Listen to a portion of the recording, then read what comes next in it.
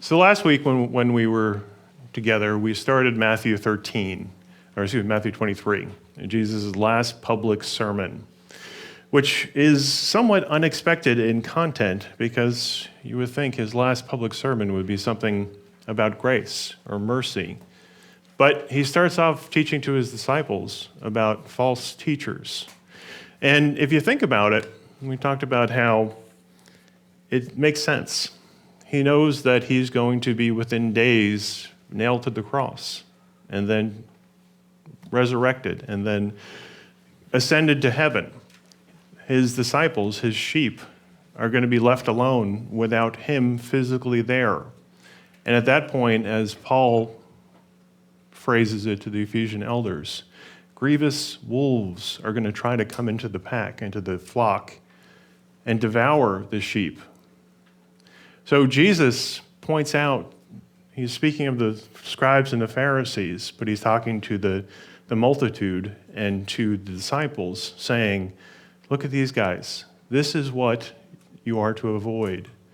False teachers, those who do not have actual religious authority and don't have your good in mind. Beware. And we looked at how he goes through in the first 12 verses what it looks like, what false authority looks like. One, it's false. They were sitting in Moses' seat, but don't actually deserve Moses' seat. That was there's no position for scribe or Pharisee in the Bible. And then they're hypocrites. They say a lot of things. They tell you to do all sorts of things, but they don't actually live a life of holiness. They bind heavy burdens on you, but don't have any desire to help you or carry it themselves. And then they are doing it for themselves. They do a lot of stuff, and it looks like it's for God, but it's really just for themselves, to make them look good. They say, I love you, I care about you, I'm trying to do good for you. But really, they just want the best seats at the banquet. They want to be called, Rabbi, Rabbi, how great you are. They have these great titles. That's the next thing. How Jesus says, don't call him Father or Rabbi. Don't put a teacher, any teacher, above anyone else. A teacher of the Bible is just called in a different capacity. We're not any better or any worse than anyone else. And then he's not a servant. The scribes and the Pharisees were not willing to do anything, not willing to help, not willing to be like Jesus. And that's really the comparison that we're dealing with. The scribes and the Pharisees are not like Jesus at all. They're filled with pride and self. And Jesus points to them and says, beware of them. Now, starting in verse 13, Jesus changes his focus. He goes from talking to the scribes and the Pharisees, or it goes from talking to the multitude and the disciples about the scribes and Pharisees to talking directly to them. And he starts with the verses about woes. Woe to you. If you like the old King James, the woe unto you, scribes and Pharisees. And it can seem like, when we read it, that this passage is very condemning. It can seem like it's very harsh. The scribes and the Pharisees certainly are getting hard truths here. They're getting their ears pinned back because he calls them whitewashed tombs. He calls out their hypocrisy, and he's speaking directly to them. And if we read it just without the context or without thinking about the rest of the Bible, it can seem like Jesus doesn't care about the scribes and Pharisees. Jesus hates them. Jesus is just condemning them. But that's missing the context. It's missing the rest of the story. And before we get into the verses, it's really important to think about and understand Jesus' heart in these woes. The word woe itself, we can think it means warning or beware, but there's more to it.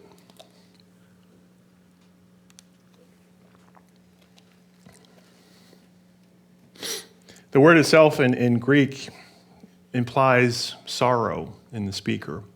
It implies a great pain involved. When he's saying woe, it's more like, it's not just beware. It's, I greatly regret telling you. This pains me to say it. It's like if you see someone headed down a really terrible path, and you have to say something, and you know it's going to be really hard, but you're really hurting for them to say it. Jesus' heart is he loves these scribes and Pharisees, even though they have rejected him, even though they clearly see who he is. So he's saying woe, he's saying all these terrible, hard things, terrible for them. They're not terrible, they're truth. But they're really hard for them so that they can turn around, so that they can grab onto their Savior. The scribes and Pharisees are the exact opposite of what Jesus says when he says, "Come to me, all you who are weary and heavy laden, and I will give you rest." They don't think they're weary. They don't think they're heavy laden. So they're not going to come to him. And this is also not the first interaction with the scribes and the Pharisees. It's really important to remember what happens before this. If you think back to Luke 17, for example, and it's a familiar story when Jesus heals the 10 lepers. The 10 lepers come to him, and he, in his compassion, in his mercy, in his power, he heals them. They're in Galilee or Samaria at the time. And he heals the 10 lepers and then sends them, does anybody remember where? He sends them to Jerusalem, the heart of Judaism, where the scribes and the Pharisees and the priests are. And he says, go show yourselves to the priest. Go show yourselves to the religious authority so they could see what I just did. There's a ritual in the law for the cleansing, essentially the confirmation of a cleansed leper. And it's been in there for 1,500 years before this. 1,500 years in the law, which the scribes and the Pharisees know, most of them by heart. And they had to say how many times? Well, there's this ritual for a cleansed leper. In 1,500 years, it has never happened. And then one day, 10 of them show up. I'm healed. What had to go on in the mind of the scribes and the Pharisees and the priests as they're hearing about this? What is meant to go on is, as Jesus sends them, they're supposed to say, the Messiah is here. This is great. Before Jesus, in Judaism, cleansing a leper was one of the signs of the Messiah. They would know when the Messiah had come when the leper started to be cleansed. Then in John chapter 9, the man born blind, Jesus heals him and then leaves him, walks away. Do you remember what happens then? The people around him take him to the Pharisees. The man has, for his entire life, has not been able to see. And God orchestrates it so that the people take him in front of the Pharisees to examine what just happened. They bring the parents. Yes, he's born blind. People testifying, he was born blind, and now he can see. God is providing the evidence for the Pharisees. He's sending waves and waves of evidence to call them to Jesus. So it's not like he just comes in and says, whoa. He just shows up and condemns them. He keeps calling. He keeps beckoning them in love, providing evidence. Nicodemus in John chapter 3 is a Pharisee. He's a Pharisee, and Jesus has the conversation with him on the rooftop, laying out God's plan to a Pharisee. Nicodemus looks like he comes to faith at the end of the Gospels. We're not sure. But what do you think Nicodemus did after the meeting with Jesus? Most likely, he went back to the Pharisees and told them, this is what Jesus said, for God so loved the world, the whole world. The unfortunate part is the Pharisees say no, and they say no, and no, and no. They say, we will not have this man rule over us. But even in that, even after all that, if you skip down to verse 37 in Matthew 23,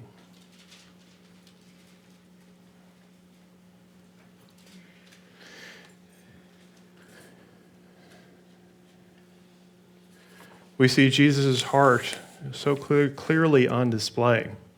O Jerusalem, Jerusalem, the one who kills the prophets and stones those who are sent to her. How often I wanted to gather your children together, as a hen gathers her chicks under her wings. But you were not willing. See, your house is left to you desolate. For I say to you, you shall see me no more, till you say, blessed is he who comes in the name of the Lord.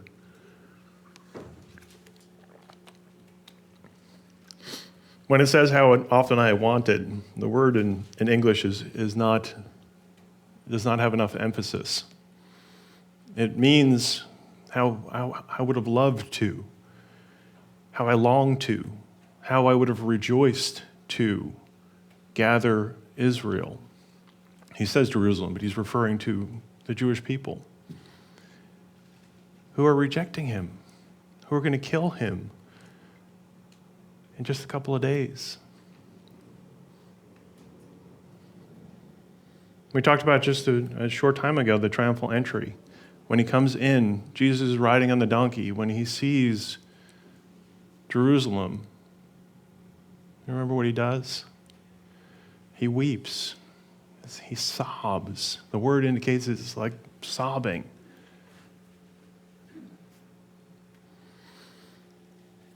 I find this to be a wonderful consolation and encouragement when I'm hard on myself.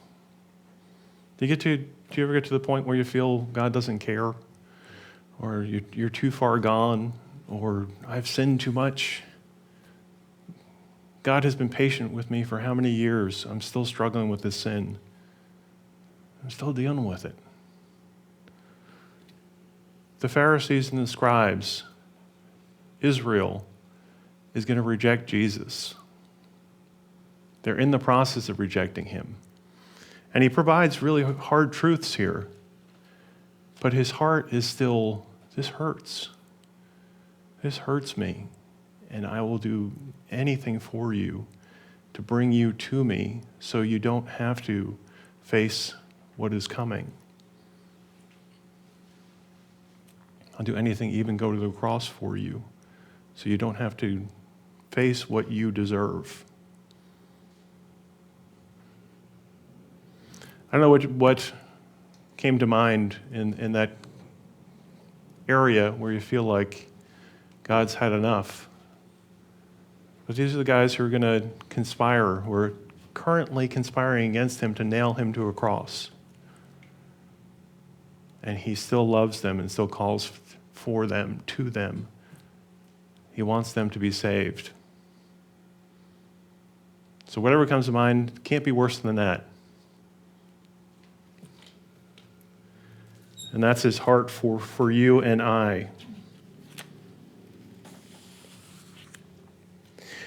But he's going to be direct with them. He's going to, as we talked last week, it's grace to the humble. Jesus is really tender to those who are understand their sin. But he and we can be called to be really truthful and direct to the proud, to those who have rejected his grace, and lay it on the line. Not to hurt people, but so that they come back to Christ. Within 40 years of this time, Jesus is saying, woe, because within 40 years, the Roman Empire is going to come and destroy Israel and then surround Jerusalem. And there's a siege where awful things happen. It's estimated that 2 million people were killed in the destruction of Israel, including a lot of scribes and Pharisees. The temple in Jerusalem is destroyed. Jesus is saying, beware, woe unto you, because I know this is coming, but it doesn't have to be this way.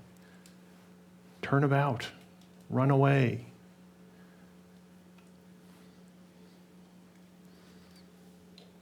Come to me. It's also important just to note that when we feel like we're in ourselves, but also in those we love, if we're looking around and seeing people suffer consequences of sin, consequences of life, and we see, as a parent particularly, this is where I get hit. We see the people we love suffer and in pain. We see our kids, our husbands, our wives, our friends, and they're on a really bad path. But there can be a feeling when the consequence comes, how did this happen? Where did this come from? Most often it's like the scribes and the Pharisees. They've been headed down this path for, Jesus is at the end of 3 years of ministry, and he has told them over and over and over again. Israel is roughly 1,500 years after they received the law. 1,500 years in the promised land, where they've been rejecting God's grace and relying on their own goodness and constantly in adultery with false idols. And they're going to say, how could this happen? You didn't give us any warning. And Jesus says, you killed the prophets. You killed my messengers. You drove them out. God is not, he's not quick to act against us. He's not quick to provide consequences or discipline. But when it comes, it's so important to understand that it's out of love. And it's to call us or those we love or those around us back to him, not to hurt them.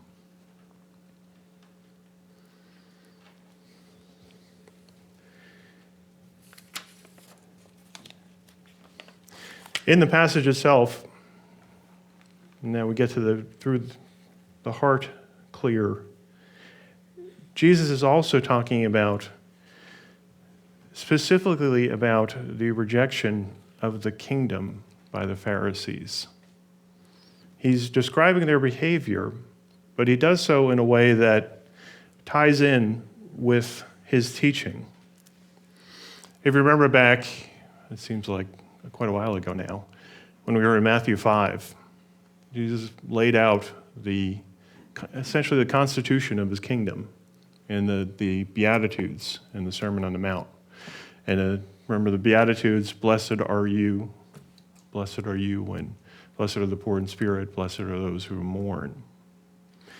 There are 8 Beatitudes, and we went through at the time how the fact that if you look at them, they're both all at the same time, but somewhat progressive. It starts with, blessed are those who are poor in spirit. And we went through how each one leads to the next. The poor in spirit will see the kingdom of heaven. You have to be poor in spirit. Your spirit has to be broken in order to know that you need Jesus. You have to mourn your sin in order to receive comfort. Here, Jesus is towards the end of his ministry. The Beatitudes were at the beginning.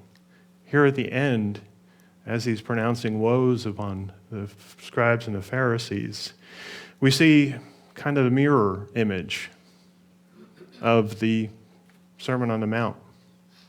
They have rejected the kingdom of heaven.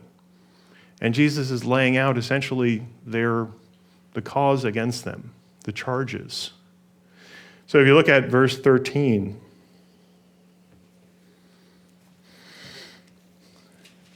it says, "But woe unto you, or woe to you, scribes and Pharisees, hypocrites, for you shut up the kingdom of heaven against men, for you neither go in yourselves, nor do you allow those who are entering to go in." You might want to just, when we're going to go over to Matthew 5, but you might want to just keep a finger there as we go through, because we'll be looking back and forth.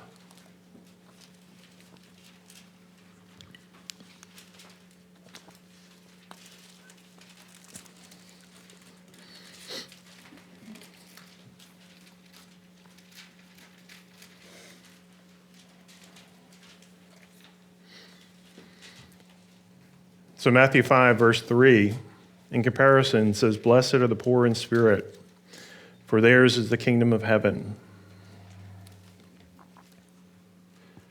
In order to begin a walk truly with Christ, we have to understand that we are poor.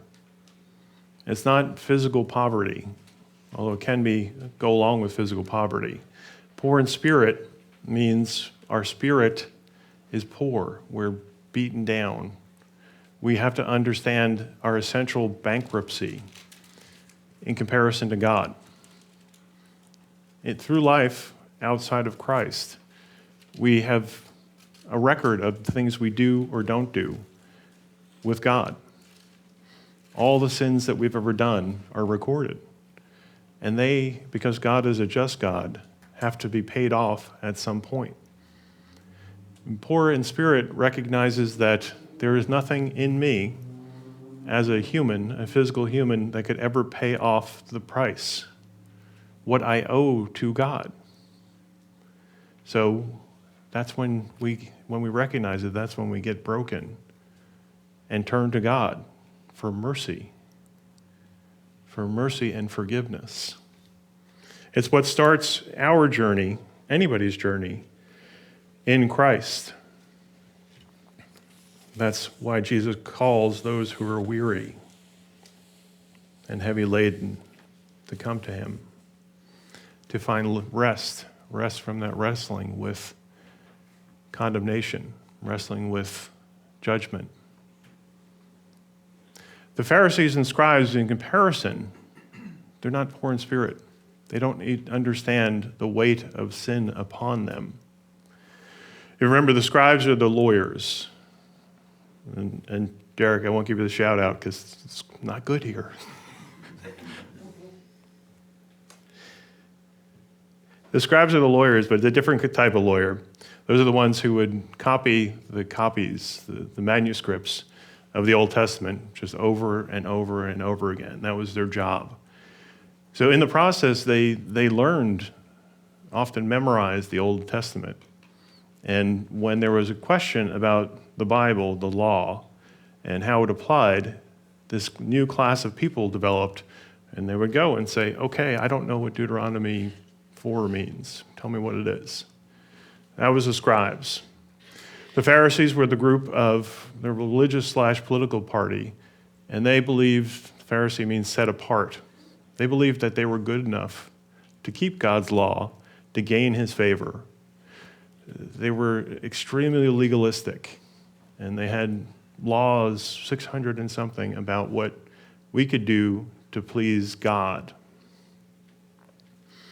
In the process, might have started off as a good thing, but in the process, they've detached from actually the heart of God and said, "I can do it. I'm good enough. I can keep the law, and those people over there can't." God describes himself as character, his nature as love.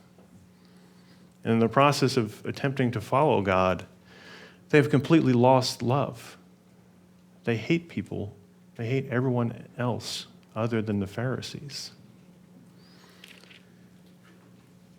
This is seen really well in Luke chapter 18.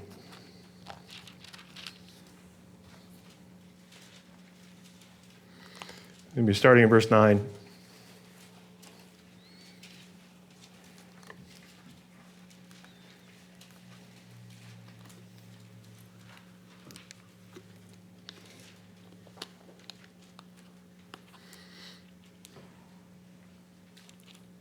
Jesus speaking, it says, and also he spoke this parable to some who trusted in themselves that they were righteous and despised others. 2 men went up to the temple to pray, one a Pharisee and the other a tax collector. The Pharisee stood up and prayed thus with himself. God, I thank you that I am not like other men, extortioners, unjust, adulterers, or even as his tax collector. I fast twice a week. I give tithes of all that I possess. And the tax collector, standing afar off, would not so much as raise his eyes to heaven, but beat his breast, saying, God, be merciful to me, a sinner. What do you think the tone was when the Pharisee said, even as this tax collector, even as this disgusting tax collector, who doesn't deserve to be in your presence? And Jesus says, I tell you, this man went down to his house justified rather than the other. For everyone who exalts himself will be humbled, and he who humbles himself will be exalted.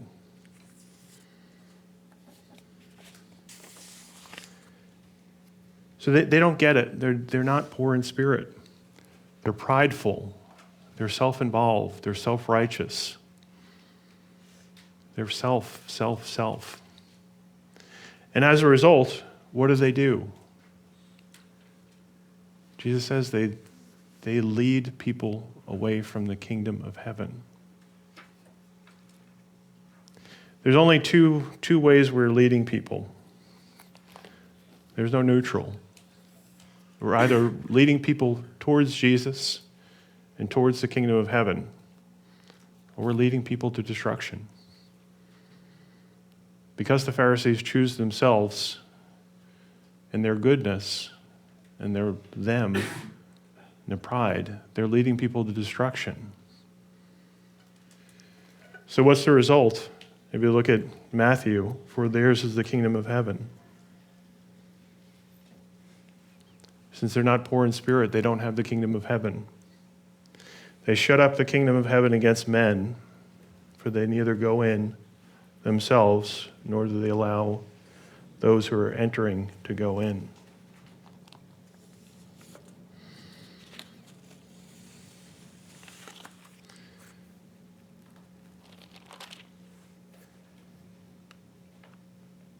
Verse 14 says, Woe to you, scribes and Pharisees, hypocrites, for you devour widows' houses, and for a pretense make long prayers. Therefore, you will receive greater condemnation. Then back in Matthew chapter 5, Blessed are those who mourn, for they shall be comforted. Again, the mourning there is not mourning over a death. It's not that type of mourning. It's a spiritual issue. They're mourning over the loss. They're mourning over what sin has caused in this life.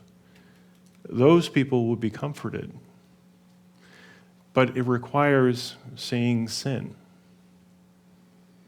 It requires understanding that what you're doing is wrong and feeling bad about it.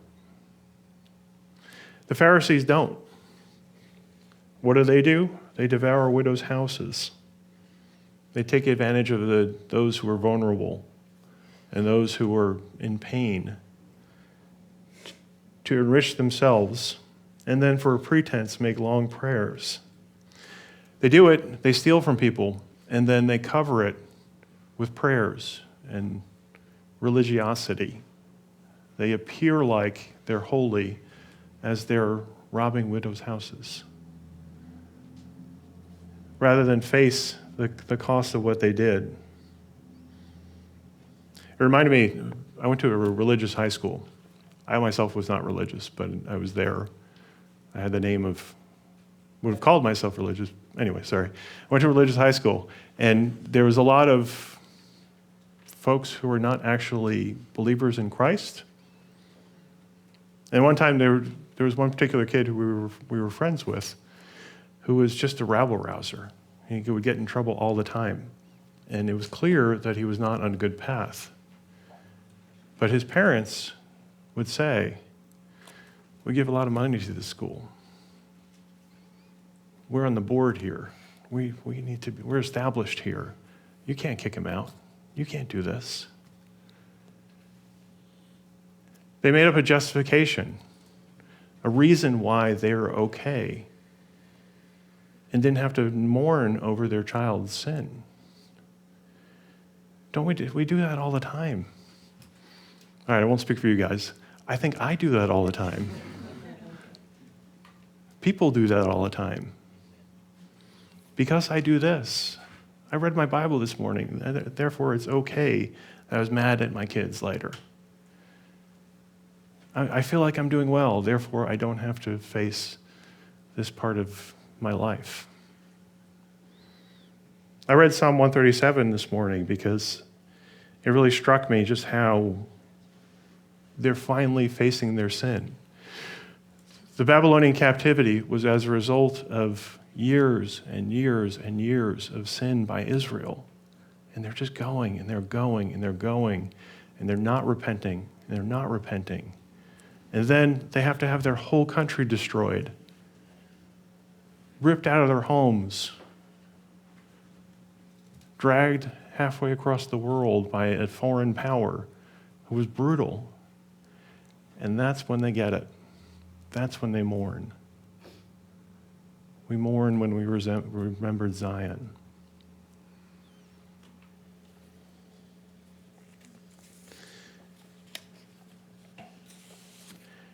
We have a temptation as Christians when we're dealing with our sin. And look, we all have sin. I could say that truly for all of us. We have a temptation to then come back and try to repay God. God, I did this. God, I served. God, gave money to the homeless. Whatever comes to mind.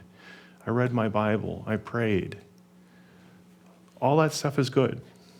It is good. But when we take it and say, I'm repaying you, God, I deserve this because I'm doing this, rather than simply mourn. He doesn't expect a repayment. We can never repay God for what he did for us in saving us. But he does expect us to mourn and then come back to him and enjoy the grace and the freedom of knowing it's already paid for. It's wonderful. It is finished.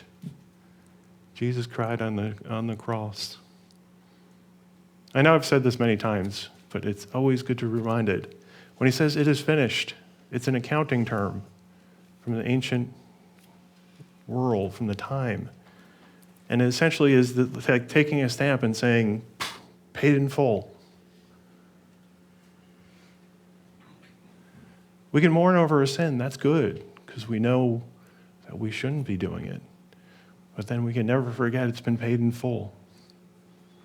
We don't need justifications.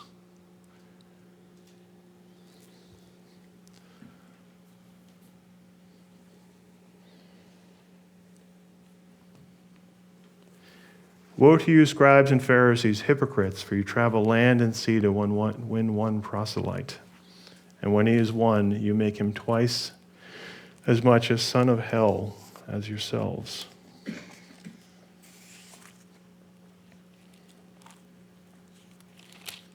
In Matthew 5:5, blessed are the meek, for they shall inherit the earth.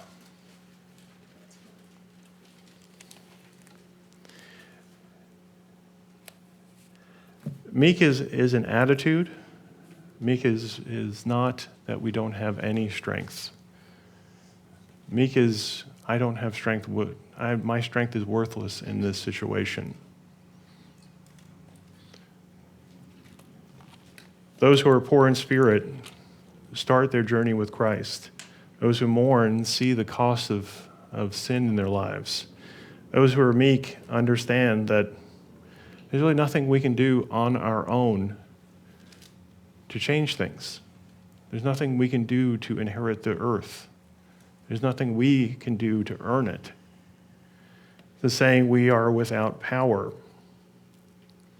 In contrast, the scribes and the Pharisees travel land and sea to gain people to follow them and them alone. Lead other people into this life of legalism. If you remember the book of Galatians, Galatia is a region, it's kind of to the north in the ancient Roman Empire. It's a far journey from Jerusalem. The Jewish people start off hating the Gentiles. They don't like them. They don't want to interact with them. And yet, when Paul goes into Galatia and starts a church, there's a few churches in that region at that point. People follow him from Jerusalem and go in and try to make the church in Galatia turn into a bunch of legalists. They say, yeah, this gospel is great, but you have to add the law. You have to keep kosher, and you've got to wear these things, and you've got to eat according to the dietary law.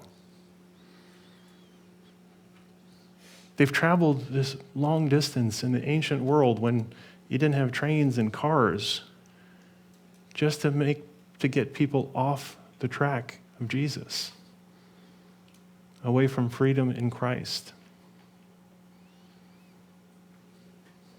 Because they don't understand it's not about them, that they're going the wrong way, that they're headed to destruction.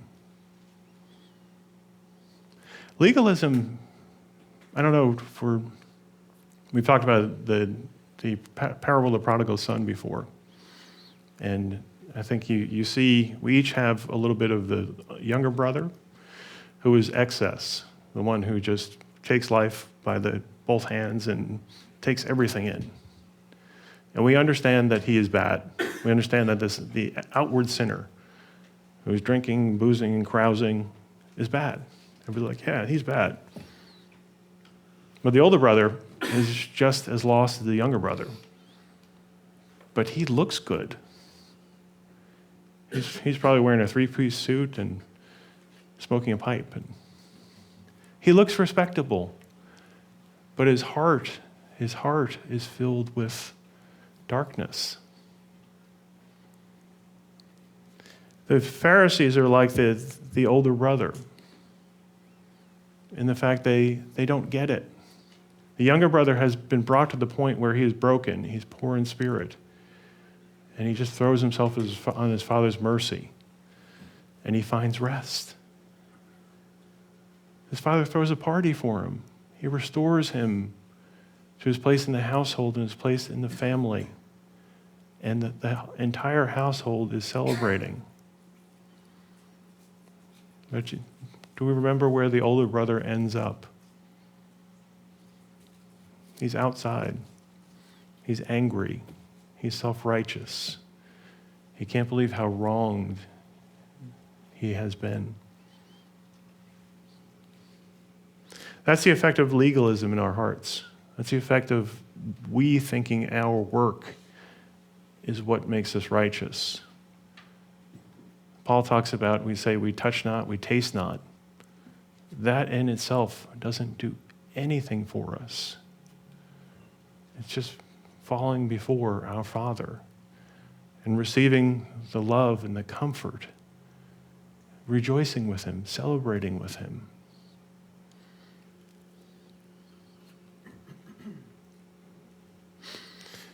All right, I had originally planned to go through this whole passage today, so I'm not going to get there. But the point is, You can see it just as a condemnation. You can see it as, and it's not, there's still opportunity for these guys. You can see it just as a blistering, truthful sermon against the practices of the scribes and the Pharisees. But one, Jesus' heart, his heart is so much on display in that these people know that he is the Messiah and they're rejecting him anyway, and he still loves them and still is calling them to him. And two, the Pharisees and the scribes are just people. They're people like you and I. And if we're really honest, we probably have a lot of scribe or Pharisee or younger brother or older brother in us. And we can look at this and say, well, I might not be standing in the square raising my hands so everybody looks at me. But I do some of these things. And I have pride. And I can be a legalist or be the younger brother. And guess what? Jesus still calls. So it's okay. Mourn over it, but come to me. And I will take you from there and do great things with you. Isn't he an awesome Savior, an awesome Lord? And we will stop there.